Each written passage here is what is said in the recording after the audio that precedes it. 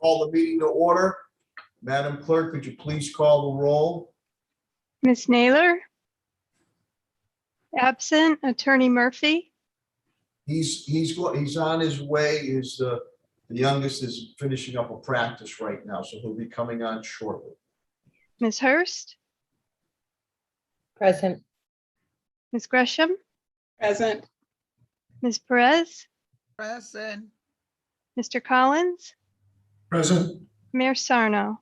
President, can we all please rise for a moment of silence and then the pledge of allegiance?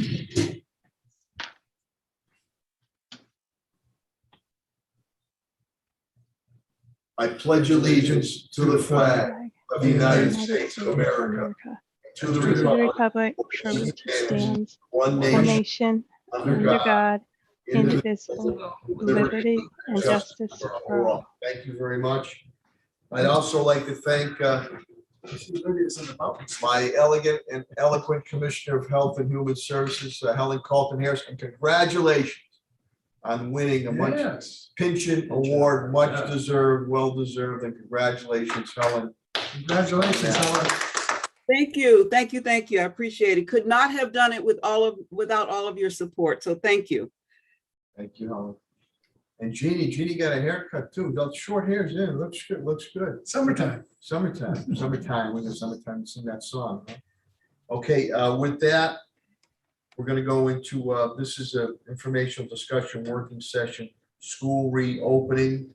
And Superintendent Warwick is gonna have presentations made by Jeannie Clancy, if we can make that presentation, and Commissioner Helen Carlton Harris, the presentation first, and then we can ask questions after that. I think that would go a little smoother if the school committee's in agreement. So Superintendent Warwick. Yeah, thank you, Mayor. Just to open up, I think that, we're so grateful to our health commissioner who's been working with us since this pandemic began, working cooperatively with Jeannie Clancy and our nursing division and our whole team. And due to that, I think that we've really navigated this very difficult situation very well. And, the commissioner's been very decisive and very helpful, but has been on with us literally almost every day since this began, helping us through this. So well-deserved on the pension award. Thank you, Commissioner. Some good pieces I thought the school committee would like to know from the shutdown in March of 20 through the end of the summer. So far, we've provided families with 8,669,889 meals. So just a tribute to Sodexo, Pat Roach, and the team with Tim Gray, just for a Herculean job trying to provide, deal with the food insecurity in our community and help our families through this crisis. We had a great effort in our summer programs led by Lydia Martinez. We served over 3,700 students in summer programs. We're going to have our graduation tomorrow night at 6 o'clock at Sickle, but that was a big success, and Lydia and the team just did a great job of that. And I think last year, again, due to the support of the city departments, the mayor, our health commissioner, and our team, we were able to implement remote. Then we went back in a hybrid, which contained a live reopening in the spring, and we were able to do it without a major hitch at all. So that's a tribute to the entire team, the city team, and the school staff, and everyone working together. And we'd like to thank the school committee for their support for this. We thought tonight what we do is do a recap of the DESE requirements, have Helen and Jeannie go over the health and safety requirements, and then talk about some of our screenings we usually do, sports, and our virtual school that's opening. So we thought we'd give you some updates on that. Obviously, the biggest piece of the presentation is the health and safety requirements. I think to frame the discussion, the first thing was a DESE requirement for learning that DESE set statewide, and that's for the fall. All districts and schools will be required to be in person, full-time, 5 days a week. Superintendent, Madam Clerk, could you please recognize school committee member Tonya Naylor is on? She's on? Yes. Okay, thank you. Sorry, Superintendent. And DESE changed by lifting the specific health and safety requirements. So it became very important to work with our health commissioner and our nurse to look at CDC and put the kind of health requirements that are needed in place, the health and safety requirements to return our kids safely. As I said earlier, we had a great practice, if you will, in the spring, bringing everyone back in, and the team just did a great job. So we're positioned to execute this well. The commissioner decided, for the good of all concerned, that keeping the mask mandate in place last year was the right thing. I wholeheartedly support that. I think it made tremendous sense, and I think the commissioner got every decision right from the beginning of this pandemic. So I don't know if Commissioner, if you wanted to lead it off, and then Jeannie take the health and safety presentation. Well, let me, Jeannie will take us through the PowerPoint. I've had a wonderful relationship, as you know, with Jeannie Clancy, the superintendent, and certainly the mayor's leadership. I want to thank the school committee and Lydia Martinez and Dwayne Early. We've worked very hard together, and it has been a joint effort, and I'm very appreciative of just the support that we are receiving. So thank you, Mayor Sarno. Thank you, Superintendent, Jeannie, Lydia Martinez, as well as Dwayne Early. So Jeannie will take you through this, but it is a collaboration between the Board of Health and Springfield Public Schools. Thank you.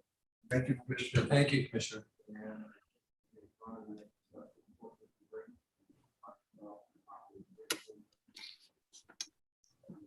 Okay, good evening, everyone. First of all, Helen, thank you for all your support you've given us. We couldn't have done this getting back to school with prevention strategies without your input.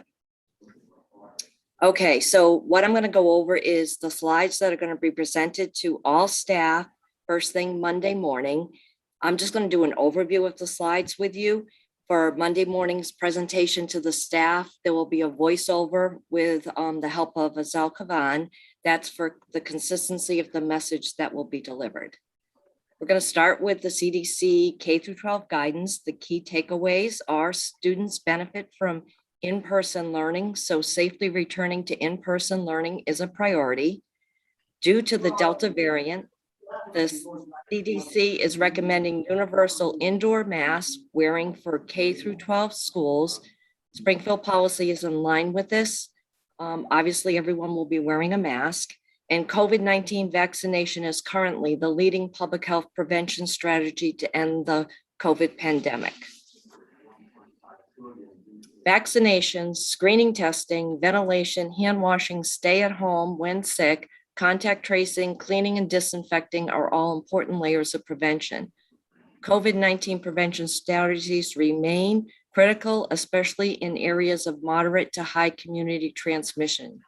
Monitoring transmission occurrences and outbreaks guides community level decisions. The layers of prevention that we're implementing in Springfield is vaccination is our top priority. Stay home if you're sick, a close contact, or test positive. Consistent and correct mask use. Physical distance to the best ability according to activity. COVID-19 screenings will be routine COVID safety checks. That's the new name for the old pool testing. Diagnostic testing is the rapid antigen by Next Now. And a new potential option is test and stay. Hand hygiene, cleaning, disinfecting, and contact tracing are all in place. COVID vaccination remains our priority for students 12 and older, staff, and parents and guardians. The key message is trust the facts, get the vax. The COVID-19 vaccine saves lives. It is the best way to protect yourself, your family, and community. We are going to host information sessions and work with peer leaders. We plan to send the consents home the first week of school. And we are going to partner with Big Y for vaccination clinics in every middle and high school. And Jeannie, Okay. If I may, just Helen and I also was announced we're going to have a youth vax council too. I think that'll be important. working with you, that the students or young people saying how, why you need to get the vaccination shot. That's where we're really being limited. Older people like us who are older, it's it's over 80-something%. The younger age is low, so that's going to fit right into the advocacy communication. Thank you, Jane. Sorry for the. No, that's great. Perfect. Okay, this slide is the same as what we had last year. Obviously, you're going to stay home if you're sick. We're going to have the signs posted at every entrance. If anyone becomes COVID positive, develops symptoms, or is identified as a close contact, they would still stay home, notify their administrator or principal. A nurse will contact the staff, fill out HR forms. The nurse will also recommend anyone who is symptomatic to get tested, and based on those results, will develop a plan to return to work. This is on the face mask that we're going to, do you want me to read every slide? No, just give us an overview of every slide, Jeannie, because we'll Okay. provide the entire presentation of school committee. This is an overview of why you're going to wear a mask, how you're going to wear it, and the importance of wearing it correctly. This slide obviously is going to tell you how to put it on and take it off safely because we have mask breaks in school. This one is any breach in safety procedure is a violation of Springfield Public Schools prevention strategies. Consequence for students, staff not following. Prevention strategies will be first re-educate, refer to a counselor or administrator, then follow progressive discipline. Students and staff. For students, we're going to do the best to our ability to maintain 3 feet. When outdoors, individual distance as feasible. Clearly for staff, we're going to try to maintain 6 feet to the greatest extent possible, especially in lounges and cafeteria areas. Meetings will be virtual. If they're in person, we're going to keep them to 15 minutes and distance 6 feet. Open houses will be virtual. We will continue with unannounced observation, post-conferences. They can be done virtually. Learning walks will be limited to 2 or 3 people and maintain the 6 feet. This has a lot of information on it. So mask breaks will continue, but basically the focus is whenever possible to maintain at least 3 feet. If it can't be done in a classroom, then they can stagger the breaks. When possible, we're going to get people outside. The same thing for mealtime. We have to maintain 3 feet. Breakfast will be in the classroom. When we've always done breakfast in the classroom, if we don't have 3 feet, again, they will stagger meal consumption. Lunch is going to be in classrooms. If students cannot be 3 feet in the classroom, then those classrooms will be moved to the cafeteria, or if we can't cover a classroom. Cafeteria seating will also have assignments in seating charts. The principals are going to submit a meal plan to their chief school officers by April 25th. And as always, there's always going to be hand washing facilities. Due to the increase in COVID rates, at this time, there'll be no singing or wind instruments indoors till further notice. The activities can take place outside following social distancing guidelines. Additional considerations, again, outdoor is what's best. Fire drills will proceed as normal. Phys ed classes are going to be outside, weather permitting. Their director will instruct PE teachers about indoor. Bathrooms maintain 3 feet as much as possible. Entering schools, we will still use multiple entry and exit points as recommended when possible. We're going to limit visitors to approved visitors, and in hallways, we'll maintain 3 feet. Hand hygiene and disinfectant hasn't changed. All the hand sanitizers are in place, and we'll continue following CDC and DPH and DESE guidelines for hand sanitizing and cleaning. The nursing office is going to change.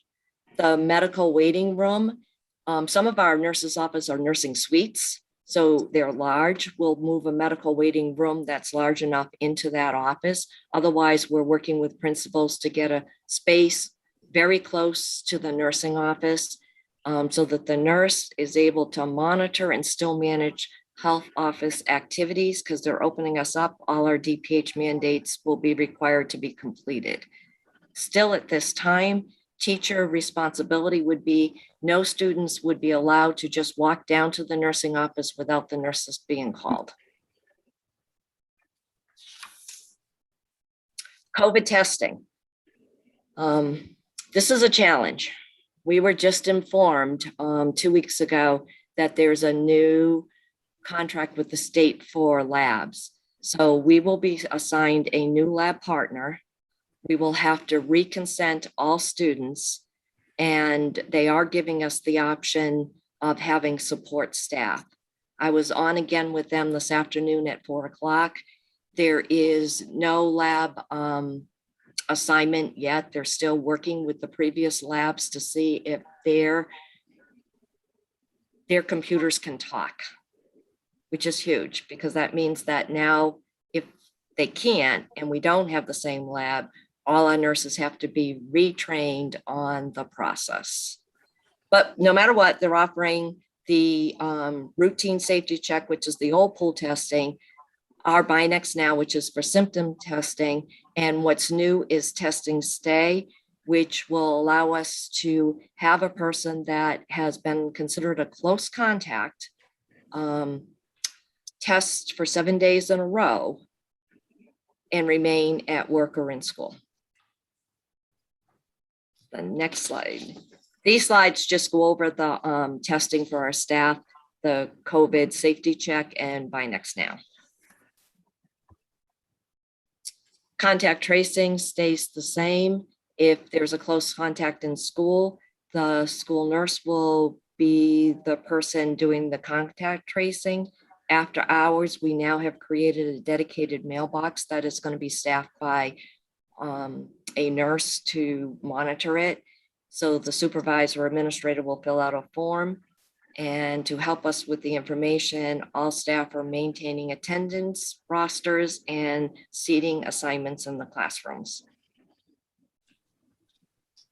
This is just the form that's going to go to the principal and the address of the contact tracing mailbox, because a lot of calls come in on the weekend or after hours for someone who's tested positive, been a close contact, or developed symptoms. Quarantine guidelines are being rolled out. This is based on DESE guidelines and working with Health and Human Services. And it's a robocall pre-written for administrators to send out if there's a positive case in their school community. High-risk students, we still have to care plan individually for students with medical needs that are coming to school to make sure we're keeping them safe.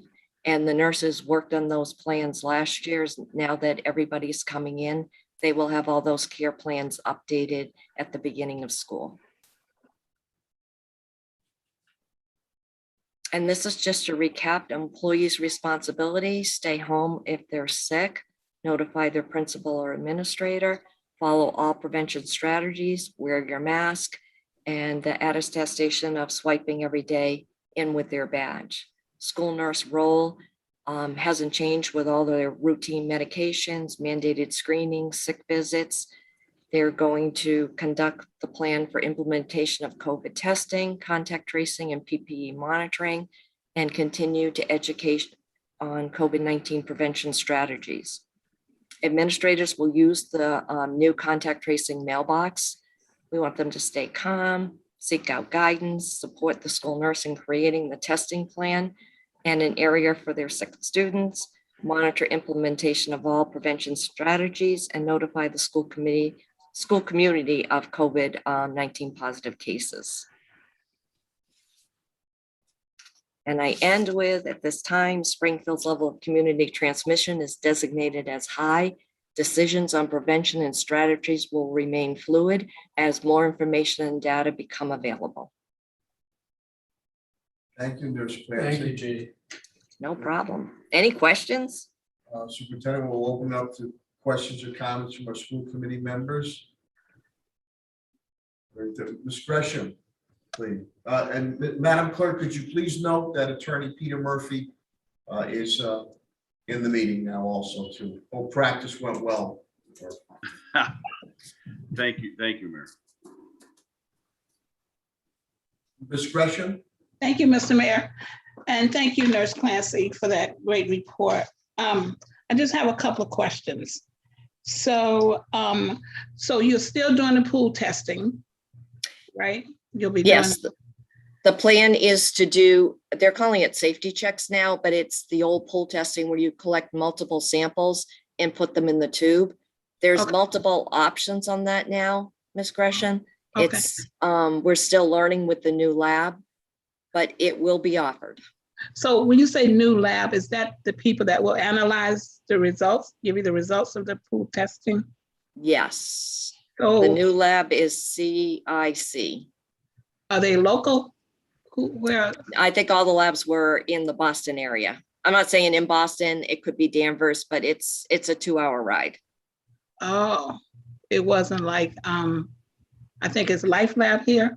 Does Oh, it they say- didn't get the contract. These are, I don't quite understand all of it, but the labs are assigned by DESE. Okay, all right, thank you. So now the consent that you'll send home, that will be parents giving you permission to vaccinate the children under age Yes. 12? Now, the 12 and consents over. we're sending home for the COVID vaccine is 12 and over. Okay, so you'll Well- do that, they'll do that on site or where would Yes. they will do that on site? Okay, all right. So now if teachers have to quarantine, will they get paid for being out those 10 days, 7 days or whatever it is? Okay, well, I wouldn't be the one to answer that. I would only be the one to say that they were going to quarantine or test and stay. Oh, all right. So I guess that's a question for someone else. Thank you. So the mask break, will every classroom do it at the same time or it depends on what it depends on? We're just training the teachers to give them mask breaks. So ideally, they would be outside in the good weather. So at Okay. recess, there's a mask break to eat and there's a mask break for lunch. So, and it's individualized. Oh, The okay, whole class might not need a mask break, but you might have a child that needs a mask break. okay. So my last question is, so what would constitute a class that cannot maintain 3 feet? So they would have to go to the cafeteria. Would that be the class size? What? If I haven't been in all the classrooms, but in case you have a classroom that has more students attending for that teacher, then we can space the desks 3 feet apart. Okay, but if they can't do that and say for lunch, they have to go to the cafeteria, would that be the reason why? Is it because, Yes, you need to be 3 feet when you're eating. Because you're unmasked, yeah. Yes. okay, all right, perfect, thank you. Any other questions or comments? I do, Mr. Mayor, if possible. And then Ms. Hurst, and I'll go to Ms. Naylor, please. So thank you for the presentation. It's extremely informative, and I'm super thrilled to hear about there being opportunities to vaccinate in both the middle school and the high school. But I want to pivot for a second, and I don't know, Jeannie or Nurse Clancy, if this is a question for you or for the superintendent, but I wanted to hear about what the daily routine and structure is going to look like in the classrooms. Is it going to be very similar to what it was like when they went back in May? What's it going to be like with respect to outside of the 3 feet? Are they not going to be able to share, objects, crayons? Are there still going to be transitions from class to class or not? Could someone speak to that? Yeah, Jeannie, do you want to start on that relative to the health pieces and then we can have the Okay. fill in on some of the instructional pieces and movement pieces. Okay, so for the health pieces in a classroom, the COVID transmission the focus is now on respiratory. The sharing of school supplies isn't a concern. So transition in the hallways will happen at a 3 feet distance. We're doing seating charts everywhere for the purpose if there are children in different classes, because everyone's 3 feet away. So we'll know where they are. I think for how classrooms are run, there's been a lot of questions brought to me from, number one would be preschool and the recommended for classroom setup. But we want the children spaced as far apart as possible. So like a rug wouldn't be put into the classroom at this time to have circle time if we need the room for the desk and the tables. So everything is decided based on the size of the classroom and how many students are in there. The academic program and the CSOs can add more to this. We'll go back to more of a traditional academic program without the teacher trying to do concurrent teaching, because the instruction's all going to be live. So students at the high school will, with masks and being 3 feet apart, move from classroom to classroom. So they'll be able to get all their classes in a traditional high school setting. So the classrooms will be more traditional, but again, the spacing will be 3 feet apart, that kind of a thing. And then I could just add, School Committee Woman Hurst, that in addition to the transitions, and this is across all of the grade levels, teachers will be required to have seating charts. So if there is some possible exposure, we'll be able to trace that in a way that absolutely we'll be able to determine where the exposure may have occurred and where we might have to notify families. So that's something that we'll be requiring all any teachers, or anytime a student transitions from one classroom to the next, we'll following all the social distancing guidelines around masking and physical distancing, but we'll also be requiring seating charts for that purpose as well. And at the elementary level, obviously our students work a lot in small group, both within their homeroom setting, sometimes with an intervention teacher or a special educator or an English language learner instructor. So no matter what group the student works in throughout the school day, we're asking teachers to keep accurate records of their seating, both in their homeroom setting, but also in all of their small groups, and then take attendance as a part of every group a student participates in the event we need to do contact tracing. Thank you. All set, Ms. Hurst? Yes, sorry, thanks. Ms. Naylor? And Ms. Naylor? Tony? So one of the questions I wanted to ask was just what Mrs. Hurst asked, so that's really good to hear. The other question is, so it's twofold. One of them is around attendance. So I know that according to our attendance, if kids are out of school certain number of days, I think it's 18 days or something like that, that they could be in danger of staying back. If a kid is forced to quarantine, are we considering that? And is there going to be virtual or some other type of learning for them if they're forced to quarantine for any period of time? Another great question. And yes, if they're quarantining, those days would not count towards any sanctions, any grade pieces. And the work for students while they're out, we'll use our learning platforms to get the work home to them, and then you get the work to them and work with them to make sure that work is done. Okay, thank you. And then the other question is there still space in the virtual school for folks who, especially kids that are not eligible to be vaccinated yet, or are those slots full? It's filling up. Okay. And the other piece of it is, if folks opt to do virtual school because there is not yet a vaccination available for their kid, are they able to transition back to in-person once the vaccination is available? So would people who are in the virtual school at some juncture be able to transition back? The answer is yes. Okay, wonderful. Thank you. Can I ask one more question, Superintendent, or Mr. Mayor, as a follow-up to the superintendent? Yes, go ahead. Yeah. Superintendent work. So is there still availability in the virtual school? Like, it's not too late for families to transition if that's what they wanted? There's not complete availability. There might be some available seats still left at certain grade levels. Paul is going to give a presentation on the virtual school in a little bit and go over where we're at with that. Okay. filling up, and we even expanded it a little bit, and still we're filling up at certain grade levels. So depending on grade level, if that grade level fills up, then what we'll do is we'll have a waiting list, just like our other schools. So Superintendent, if families want to be in the virtual school because so we know that kids under 12 will not be eligible for vaccination yet at this point. So if families are saying they want to put their kids in virtual school because of that, and then there's no space for them, and they decide what are their options? So if they decided not to send their kid to school because their kid is not vaccinated and there's no slots. They'd have to come in live as the commissioner put forward. In most districts, there's no virtual school option. They all have to come in live, or they'd have to do homeschooling. We only have so much capacity and space in the virtual school, and we're gonna fill up. Okay, thank you. Ms. Perez, I know you had your hand up. Maria, please. Yes, I need to ask this question. We having concern for vaccination.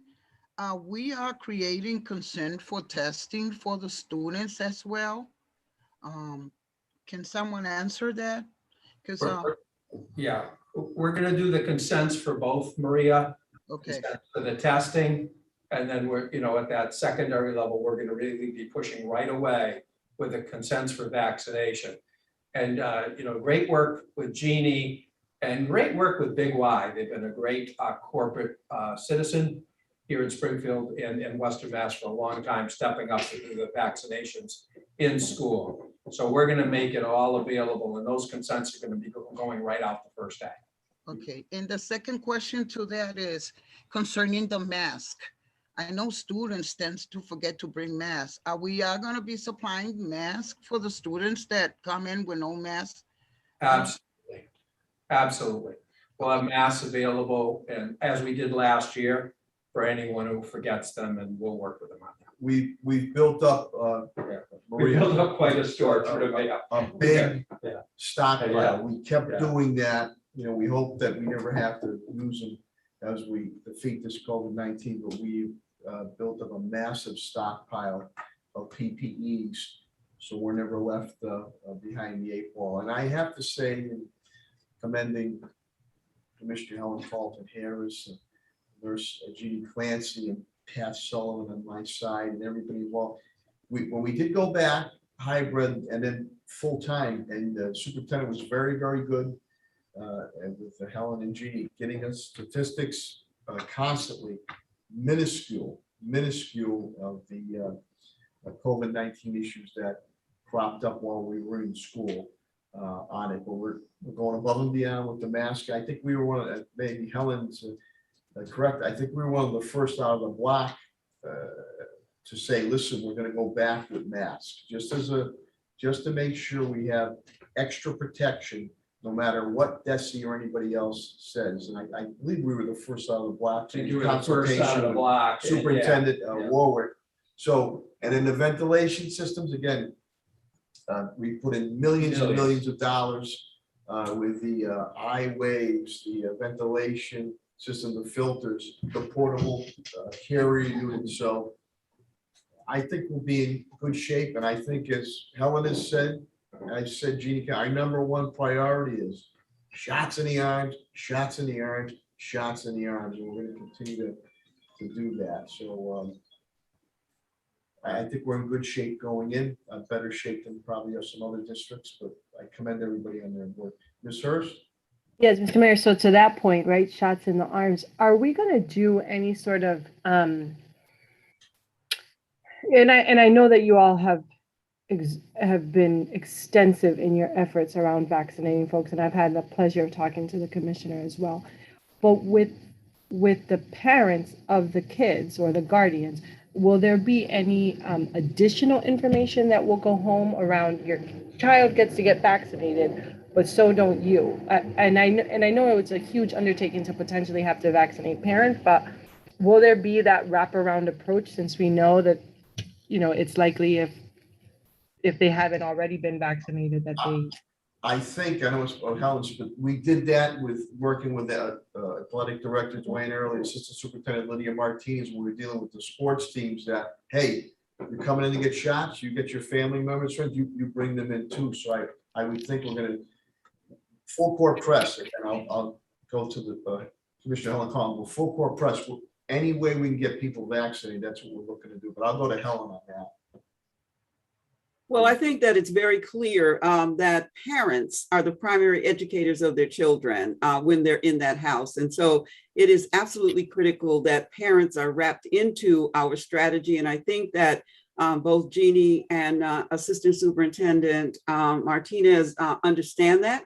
And I know that in working with Azel Kavan, that will be a part of what should be in whatever we send home to our parents, that we encourage parents as well to keep vaccinated, to keep their children safe, as well as themselves, but their children, absolutely.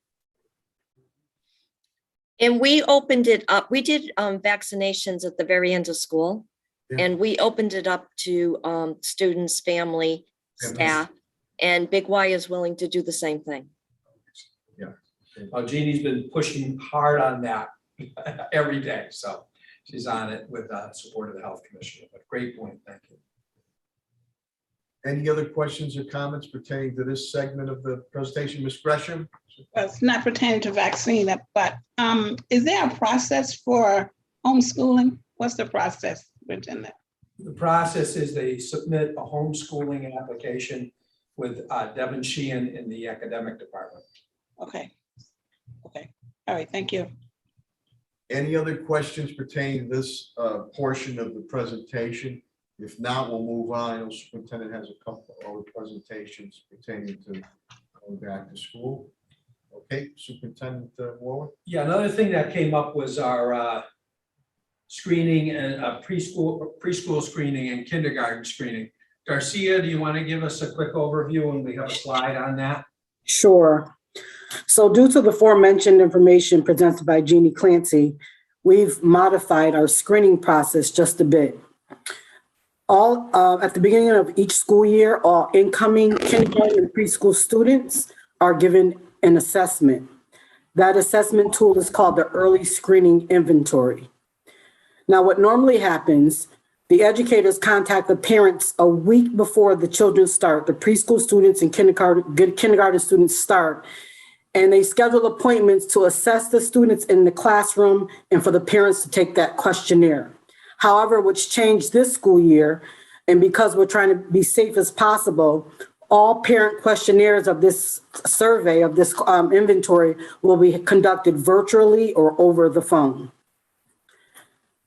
Educators will be reaching out to families again to schedule those appointments for the week of August 30th to September 3rd, prior to the week of the kindergarten students and preschool students beginning the following week. Now, what normally happens, again, the families come to the school with the students and the teacher assesses. Because we're not having the families come into the building, the students will be assessed the week that they return to school this school year. For kindergarten, the week of September 7th, and for preschool students, September 8th up until October 31st. All preschool home visits that are normally conducted will be virtual as well, or by phone, giving the students and families the opportunity to be introduced to their new teachers and paraprofessionals. And Family Day, which normally takes place as well, it's like a meet and greet that happens within the classrooms at the beginning of the school year, will be virtual as well, and that will be on September 7th. Thank you, Garcia. You're welcome. Sorry. Any questions pertaining to Ms. Miller's presentation? Okay, hearing none, Superintendent Warwick. The next piece is a sports presentation. I know Lydia's on to cover the sports presentation. Thank you, Superintendent. Good evening, everyone. So fall sports 2021 are upon us. Today, we tested 304 students to be prepared to begin the season on August 20th. Thank you again to our superb Commissioner Colton Harris, who helped us with this. 304 went through today.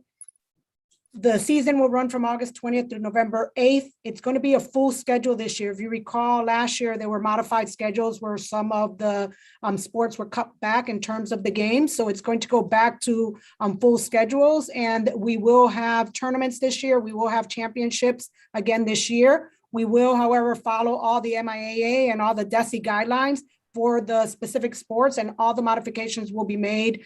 For example, the mask breaks, we'll still have those in designated area for that. The students will wear masks, and we will have spectators this year. And again, we have protocols that we will put in place to make sure that everybody is safe, including our spectators.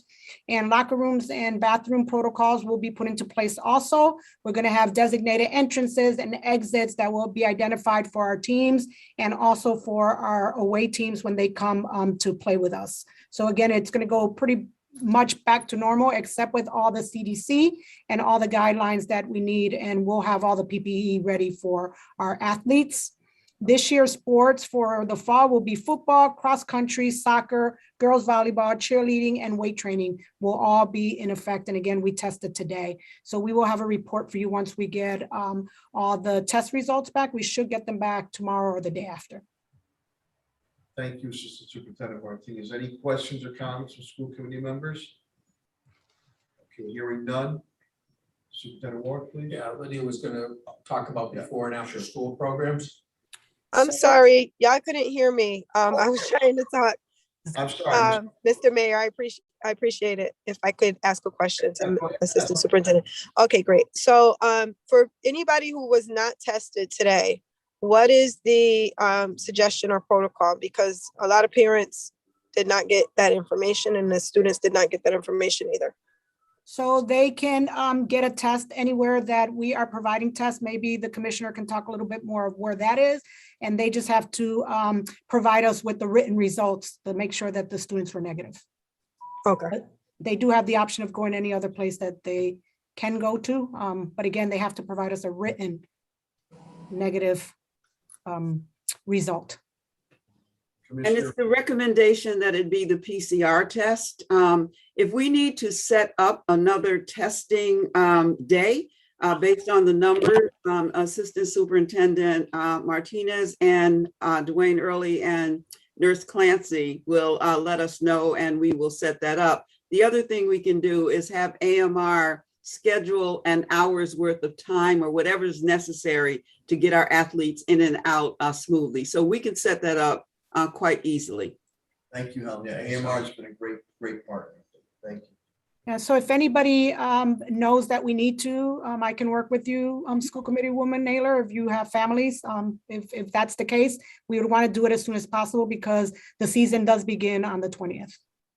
Yes, I do know for a fact because I have kids that are on teams and they didn't know, and neither did a lot of their teammates. So I don't know how the communication went out. I'm pretty sure it was out somewhere, but for whatever reason, we just didn't come across it. So we'll work with you because like I said, 304 families did get out there. So happy to work with you on that. Thank you, Assistant Superintendent Martinez. Any other questions from school committee members? Mayor, if may I ask one Murphy, question, please? Murphy, yes, please. What about our middle school sports? Are we doing that? So we are still working on that. We wanted to get the high school sports up and running, but we're thinking that we are going to do the middle school sports, but we just have to get all the testing and have a conversation about that, Attorney Murphy. So we are looking into bringing some of those sports back in the middle schools. Yeah, that would be great. That would be great. Thank you. Thank you, Attorney Murphy. May I ask Assistant Superintendent Martinez a question? Sir? Out of curiosity, Assistant Superintendent Martinez, do we know what the percentages of those students who are engaging in sports that might already be vaccinated? So we're testing no matter what, right? Whether they're vaccinated or not. Correct. And do we know ahead of time going in if many of them have already been vaccinated? Like, are we asking at all? We are not, Nurse Clancy and I just, no, it's okay. I just wondered out of curiosity, like, do we know how many we might be we might be wanting to reach? We're working on it. So I pulled reports for 2 high schools just to see where we are. Central has over 320 students vaccinated that we have documented. Our concern is who's been vaccinated, and we haven't found it in MIIS. So we're going to ask students to bring in documentation. But you're absolutely right. We need to track it and get that information, and we're working on it. It's just a time-consuming process, and we'll make much more headway with all nurses back starting Monday. So could I ask a question? But Ms. Hurst, if Ms. Hurst is done, I'll go to Ms. Perez. Okay, Ms. Perez, please. Yeah, but what I hear by the news, even if you vaccinated, you at risk of contracting the virus. We still gonna, even if those students are vaccinated, we're gonna be testing them. I just don't want that, the idea that because they were vaccinated, they're not gonna be tested. And we need to be clear on that matter also. So are we still gonna test them even if they vaccinated? That is my question. The athletes, yes. Yes, Yes. that's a good point, and yes, we are. Any other questions or comments on this portion of the presentation? Okay, hearing none, Superintendent Ward, please. Lydia, would you go over the before and after school programs for us also? Yes, sir. So the superintendent already gave the report on what we did for summer school, and we had approximately 3,725 students attend the Springfield Public Schools summer school. We also worked with many partners during the summer who had additional summer programming for our students. We're looking to try and put those numbers together. But because we had such great success, we are going to be opening up for before and after school programs in our buildings with some of those partners. They will go through the regular permit process. However, they will also have to provide us with their COVID protocol, and it has to be aligned with the Springfield Public Schools and the CDC protocols. But we will be opening to some of those folks for the before and after school programming. During the day, the partners that sometimes came in while the children were in school at this time, we will not be hosting any outside personnel outside of employees of the Springfield Public Schools. And so the difference is that before and after school programs, we know that some of our families need them because a lot of them are getting back to the workforce. So we're really going to try and help with that. But during the day, we will not be allowing outside partners to come in and work in the buildings. And again, they will follow all the permit protocols put on by the Springfield School Committee. And so it will go through the approval process, but they will have to have that COVID protocol attached to it. And based on numbers, we will have the right to pull any permit based on if we see that our numbers are going up or if we become too high risk. And that will also be put in the permit once we approve the permits. Thank you, Assistant Superintendent Martinez. Any questions or comments pertaining to this portion of the presentation? Okay, hearing none. Perhaps I just have a comment. I understand the reasoning behind that decision, and I actually support it. I do wonder, though, will we amend or relook at, in particular, the outside? The outside partner, and I'm specifically talking about the behavioral therapist, just because we've heard so much about all the trauma that our students have endured over the last year and a half. And so I'm cognizant about the fact that many of them may only get that particular therapy or may only get therapy at school. So it's a great point, Denise, and we're gonna continue to work with those clinics. And we can still provide it virtually in school without having visitors come into the school. Oh, okay. So Okay. necessary and so important that we should have included that in the presentation. So we're still gonna be able to do that, and we're planning on how to effectuate that. We did it in the spring and we'll continue it in the fall, but it's so important.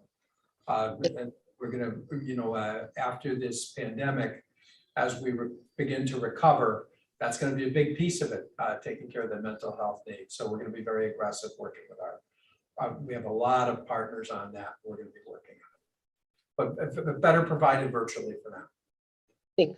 Thanks. Thank you, Denise. Good point. I think we brought that up and discussed that in some prior school committee meetings and with school committee and Superintendent Warwick found that that was going to be a key component on the mental health and stress that this has caused for our students and their families. Danny was going to up the ticket on that, and I know we have. That's a good point. That's going to be available either way. Thank you. Okay. Any other questions or comments pertaining to this portion of the presentation? Okay, hearing none, Superintendent Warwick, please. Yeah, Paul was going to give us an update on the virtual school so we can kind of tell you where we're at and how things are going. Obviously, the enrollment went better than we thought with the virtual school. And he'll have some enrollment figures and be able to answer any of your questions. So Paul, can you please take over? Sure, thanks, and good evening, everyone. So you can see here where we are as of yesterday on enrollment at the Springfield Virtual School at each of the grade levels, and then total 522 students. We're higher right now generally at the elementary level, particularly at 2nd through 5th grade, than we are in the middle and high school.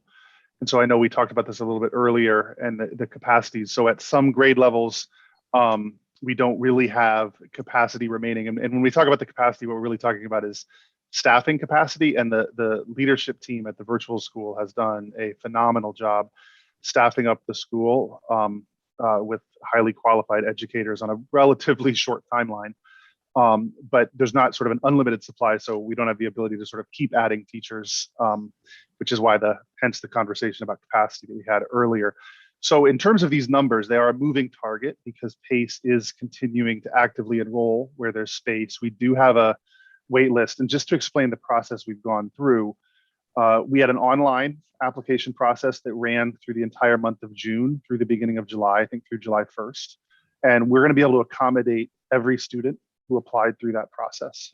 So none of those students, all of those students some students came back to us after the fact. They came back to us came back to PACE, should say, after July 1st and said, no, I've changed my mind. I want to go back to the school I was at last year. And obviously we've accommodated those requests. But any student who has submitted the application by that date of July 1st and still wants the virtual school is part of these numbers. So what's still fluid is that we are also continuing to allow families to call PACE, as is the case with any school, right? With any of our magnet schools, families can call PACE and ask to be put on a wait list. And so PACE is tracking that, and they're actively every day calling families who had submitted a request after July 1st for consideration to be admitted to the virtual school, and they're admitting them in the grades where there is still space. And so that's just a summary of where we are in the process. Those calls are ongoing. So that's why I'm being very clear. This is as of yesterday. So my guess is PACE made some of those phone calls today. And so these numbers are higher right now than they were yesterday. But that's kind of where we are in the process. Thank you, Stats. Mr. Foster, any questions or comments pertaining to this portion of the presentation? Just look at 6th grade. Look at 6th grade. Wow. Transition year. Yeah. Chris, thanks for pointing that out, because I should have also said when we talk about capacity, how we have to handle middle and high school is different than how we handle elementary, because elementary, you're talking about a homeroom teacher who teaches all the subjects. And so you're really very limited at each grade level based on the number of homeroom teachers you have at that grade level. The way we're handling the capacity at the middle and high school is it's a total number of students in 6th through 8th grade and a total number of students in 9th through 12th. And that's because in middle and high school, you might have one middle school English teacher who's teaching English 6, 7, 8. And so it doesn't matter as much. If we have more 6th graders than we have 7th and 8th graders, that's something we can accommodate at the middle and high school in a way that you really can't at the elementary. Thank you, Paul. Any other questions or comments pertaining to this portion of the presentation? Superintendent Warren, please. As I said when we opened the meeting, I think our staff did an absolutely tremendous job last year in every forum that and dealing with every potential situation we encountered. We learned a lot, and we're ready to open safely with a real focus on a quality academic program, because we know our kids have missed a lot through this pandemic. Again, that's not taking away anything from our staff. Our staff delivered in a tremendous manner in every way. It's just in this situation, it was hard for families. And we're really gonna focus on providing that safe situation, but a quality academic program, making sure all our interventions are in place when the kids come back. Academic interventions, and then the behavioral and social emotional interventions that Denise was talking about. So we're committed to doing that. We have a great deal of experience, and with the support of our city departments, I know we can execute this successfully. So thank you for all your support. Thank you, Superintendent Ward. Anything else before the committee team? Mr. Mayor, if I may. Yes, Ms. Gresham. Yes, thank you. Superintendent, will we be able to get a copy of this presentation? Yeah, Absolutely. Yeah. We're gonna send it to you. All right, thank you. Okay. Congratulations to all the staff, that this is a tremendous amount of work. Tremendous amount of work. Good job, folks. The staff has done a tremendous job. I'm very grateful, very lucky. Again, thank you, congrats. I think we've been very, very thorough. You know, broken ways, but I have to say, from what I understand or hear, chatting with other districts, we've been way ahead of the game, and that's a testament to each and every one of you. So we appreciate that. I think we're in good shape going in. Helen and I, as with Nurse Jean Clancy and Superintendent, we constantly monitoring numbers or upticks or trends that are occurring. So we're in better shape to handle anything that might come our way. And as Helen has indicated before, the ace in the hole is the vaccine. Yeah. And you know, get the facts, get the shot, and that's the quicker we can get rid of this, fully get rid of this COVID-19. So we're in good shape, and it proved out with the summer, the besides summer program, the hybrid, and then going back in. Ms. Hurst, I'm sorry.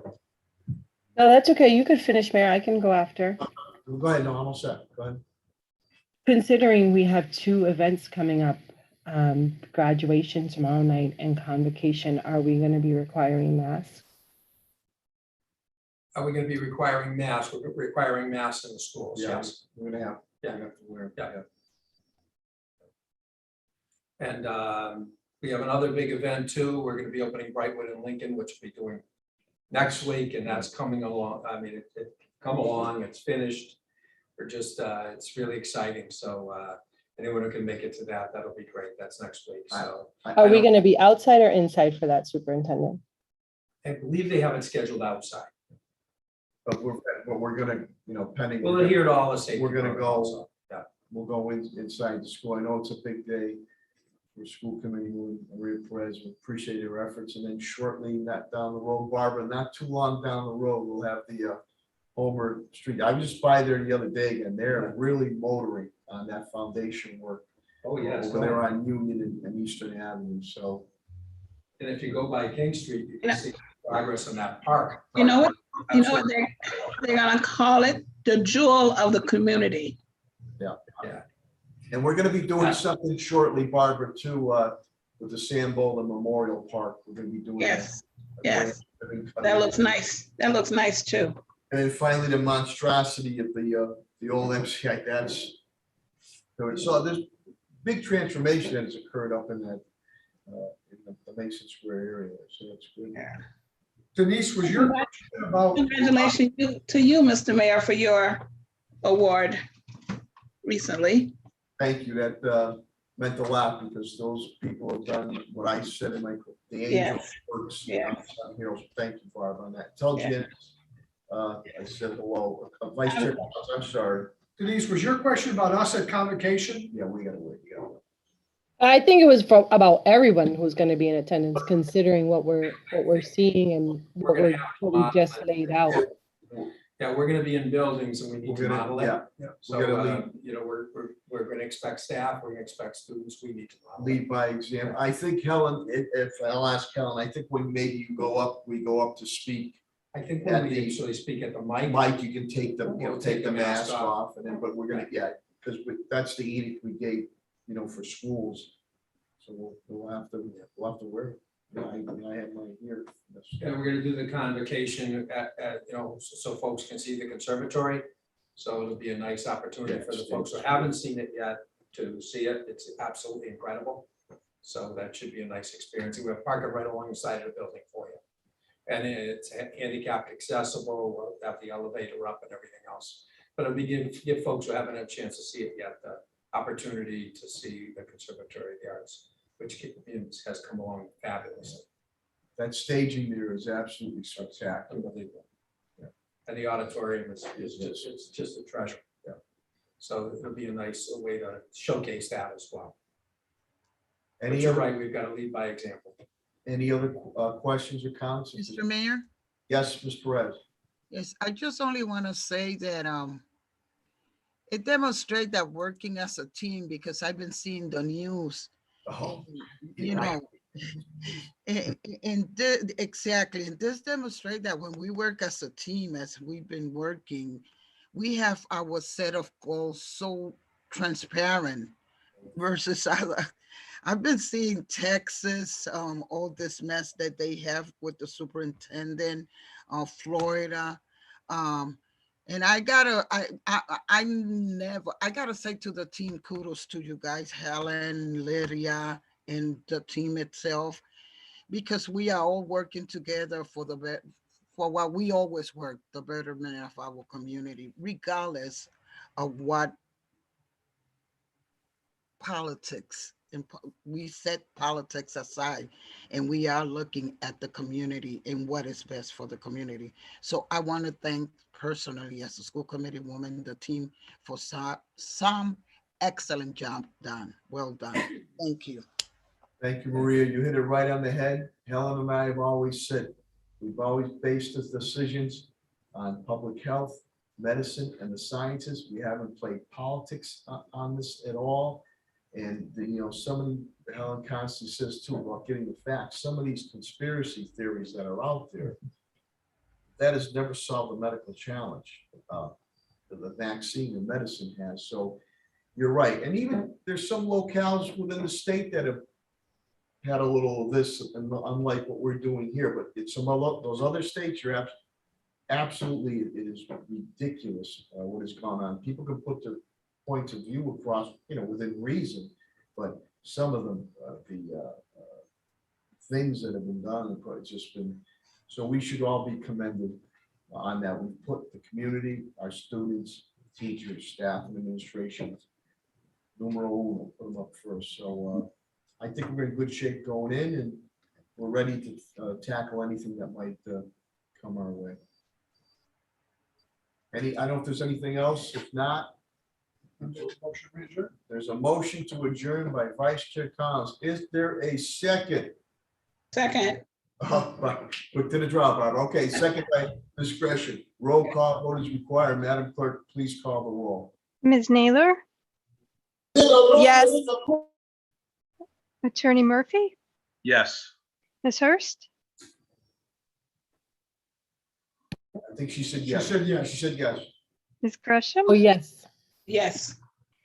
Ms. Perez? Yes. Mr. Collins? Yes. And Mayor Sarno? Sworn in submission vote, this matter passes. Thank you very much, everybody. Good health to you and your families. Thank you for watching, and we'll see you soon. Thank you, everyone. Take care, you guys. Thank you.